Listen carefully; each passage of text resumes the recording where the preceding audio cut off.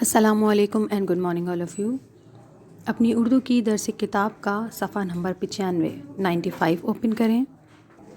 صفحہ نمبر 95 پر ہماری نظم ہے محنت کی عظمت۔ نظم کی پڑھائی کر لیتے ہیں۔ محنت پھتریلی پیاسی مٹی سے پھول کھلاتی ہے، کھیت کی ہر بالی ڈالی بن جاتی ہے، پھل پاتی ہے۔ اس پہلے شعر میں شاعر سید ضمیر جعفری کہنا چاہ رہے ہیں کہ جو ہماری محنت ہے وہی پتھریلی اور پیاسی مٹی سے پھول کھلاتی ہے، ورنہ اپنے آپ میں تو مٹی ہمیں کچھ نہیں دے سکتی جب تک کہ اس پر محنت نہ کی جائے۔ جب تک کہ اس پر محنت نہ کی جائے نہ تو وہ ہمیں پھل دے سکتی ہے نہ ہی پھول دے سکتی ہے۔ جب کسان مٹی پر محنت کرتا ہے تبھی ہمیں پھل ملتے ہیں، پھول ملتے ہیں اور اناج ملتے ہیں۔ جب کسان فصل اگانے کا ارادہ کرتا ہے تو براہ راست ہی بیج زمین میں نہیں بو دیتا، سب سے پہلے زمین کو تیار کرتا ہے۔ زمین کی تیاری کیا ہوتی ہے؟ زمین کی تیاری یہ ہوتی ہے کہ زمین پر سے جو بھی فضول اور ایسی چیزیں ہیں جو زمین کو نقصان پہنچا سکتی ہیں، فصل کو نقصان پہنچا سکتی ہیں، اس کو زمین سے دور کر دیا جاتا ہے۔ زمین پر ہل چلا کر اس کو زمین کے لیے فصل کے لیے تیار کیا جاتا ہے۔ اس دوسرے مصرعے میں کھیت کی ہر بالی ڈالی بن جاتی ہے۔ بالی کا مطلب ہوتا ہے دانے سے بھری پھلی، وہ ڈالی بن جاتی ہے اور اس کے بعد اس پر پھل نکلتا ہے، پھول نکلتا ہے۔ دوسرا شعر ہے محنت میدانوں کا سونا چاندی ہے کہساروں پر، محنت ہی سے آج بشر کا ہاتھ ہے چاند ستاروں پر۔ کہسار کہتے ہیں پہاڑی سلسلے کو۔ اس پہلے مصرعے میں شاعر کہنا چاہ رہے ہیں کہ محنت کی ہی وجہ سے آج میدانوں میں اور کہساروں میں سونا چاندی ہے، یعنی اس مصرعے میں شاعر جو ہیں وہ معدنیات کی طرف اشارہ کر رہے ہیں۔ جتنے بھی معدنیات ہیں وہ میدانوں پہاڑوں پر چھپے ہوئے ہیں، ان کے اندر چھپے ہوئے ہیں۔ وہ معدنیات سونا چاندی، قدرتی تیل، قدرتی گیس، یہ سب کچھ ہمیں تب تک نہیں مل سکتا جب تک کہ ہم محنت نہ کریں۔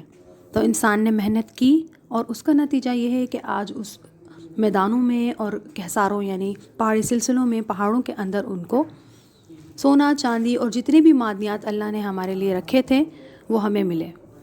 ایسا نہیں ہے کہ اللہ نے معدنیات کی جو ہے وہ دریا بہا دیے اور سمندر بنا دیے، ہمیں چھپا کر دیے کہ جب تک انسان محنت نہیں کرے گا وہ چیز حاصل نہیں کر سکے گا۔ جو محنت کرے گا وہ حاصل کر لے گا، جو محنت نہیں کرے گا اس کے ملک میں معدنیات ہوتے ہوئے بھی وہ ان سے فائدہ نہیں حاصل کر سکے گا۔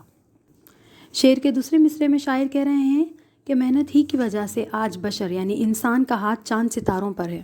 اگر انسان محنت نہ کرتا، جستجو نہ کرتا تو آج انسان نے چاند پر قدم نہ رکھا ہوتا اور ستاروں کی معلومات حاصل نہ کی ہوتی۔ جانے کتنے کانٹے ٹوٹے ان کے ننگے پاؤں میں، گاؤں والے تب بیٹھے برگد کی ٹھنڈی چھاؤں میں۔ اس شعر میں شاعر کہہ رہے ہیں کہ برگد ایک پیڑ کا نام ہوتا ہے، ایک درخت کا نام ہوتا ہے۔ برگد کی ٹھنڈی چھاؤں میں بیٹھنے کے لیے گاؤں والوں کے پاؤں میں کتنے ہی کانٹے، نہ جانے کتنے ہی کانٹے چبھے ہوں گے، تب جا کے ان کو برگد کی ٹھنڈی چھاؤں نصیب ہوئی ہے۔ یعنی بغیر کسی نقصان کے، بغیر کسی سیکریفائس کے آپ کچھ بھی حاصل نہیں کر سکتے، آپ کو کچھ کرنا پڑے گا کچھ پانے کے لیے۔ اگلا شعر ہے نوئے بشر کو عزت عظمت قوت دینے والے ہیں، جن چہروں پہ گرد جمی ہے، جن ہاتھوں پر چھالے ہیں۔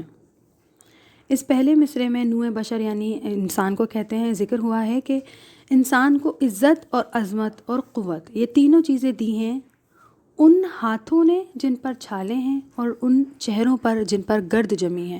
گرد کہتے ہیں مٹی کو۔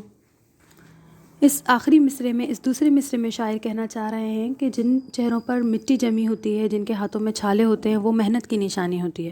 بغیر کسی محنت کے ہاتھ پر چھالے تو نہیں پڑ سکتے اور نہ ہی چہرے پر گرد جم سکتی ہے۔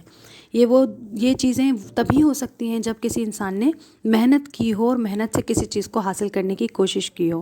تو یہ وہی لوگ ہیں جن کی وجہ سے آج ہم بہت سی چیزوں سے فائدہ حاصل کر رہے ہیں. کسی اور کی محنت کا ثمر ہمیں مل رہا ہے. اگر وہ محنت نہ کرتے تو ہمیں وہ ثمر نہ ملتا. اگر کسان محنت نہ کرتا تو ہمیں اناج نہ ملتا. اگر وہ انسان جتنے بھی انسانوں نے کوشش کی، جستجو کی، محنت کی، چاند پر پہنچنے کی، ستاروں کی جستجو کی، ستاروں کے بارے میں جاننے کی، وہ محنت نہ کرتے تو آج ہمیں یہ معلومات حاصل نہ ہوتی. اور ہم بھی ایک انسان ہیں، میں بھی ایک انسان ہوں. ہم فخر سے یہ نہ کہہ سکتے کہ ہم نے جستجو کی اور ہم نے چاند پر پہلا قدم رکھا، ہم نے چاند کے بارے میں جانا، تو ہم وہ چیز فخر سے نہ کہہ سکتے تھے. تو ہم سب نے محنت کی ہے، سب نے اپنا اپنا حصہ ڈالا ہے، اور اسی لیے انسان نے ترقی کی ہے.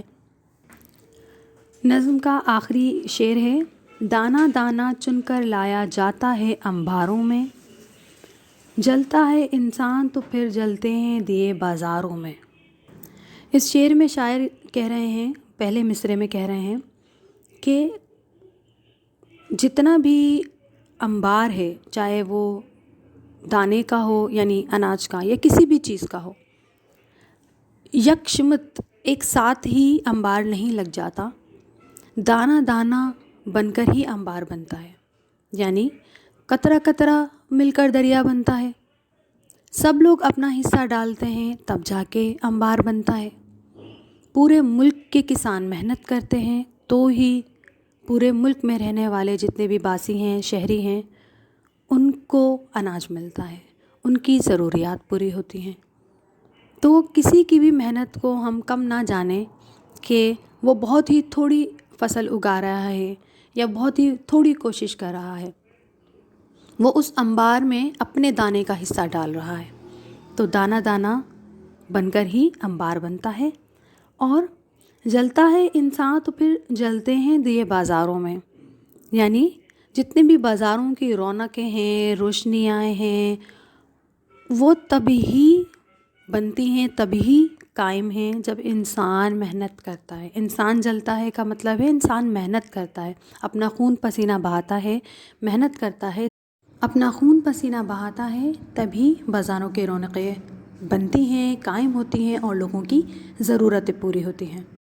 محنت کی عظمت پر آپ صلی اللہ علیہ وآلہ وسلم کے بہت سے ارشادات ہیں، بہت سی احادیث ہیں، اور قرآن مجید میں بھی ہمیں یہی سبق ملتا ہے، یہی آیات ملتی ہیں جو کہ محنت کی عظمت کی طرف اشارہ کرتی ہیں. جیسے کہ فرمان رسول کریم صلی اللہ علیہ وآلہ وسلم ہیں: اگر تم میں سے کوئی لکڑیوں کا گٹھا اپنی پیٹھ پر لا دے پھر ان کو بیچ دے تو یہ اس کے لیے بہتر ہے اس سے کہ وہ لوگوں سے مانگے، معلوم نہیں کہ وہ دیں یا نہ دیں.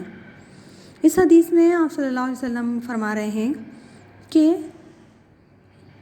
ایک شخص جو محنت کرے، لکڑیوں کا گٹھا اپنے پیٹھ پر لا دے اور ان کو بیچے اور اس کے بدلے میں معاوضہ حاصل کرے اور اپنا گزر بسر کرے، یہ زیادہ بہتر ہے بجائے اس کے کہ وہ ہاتھ پھیلائے اور مانگے.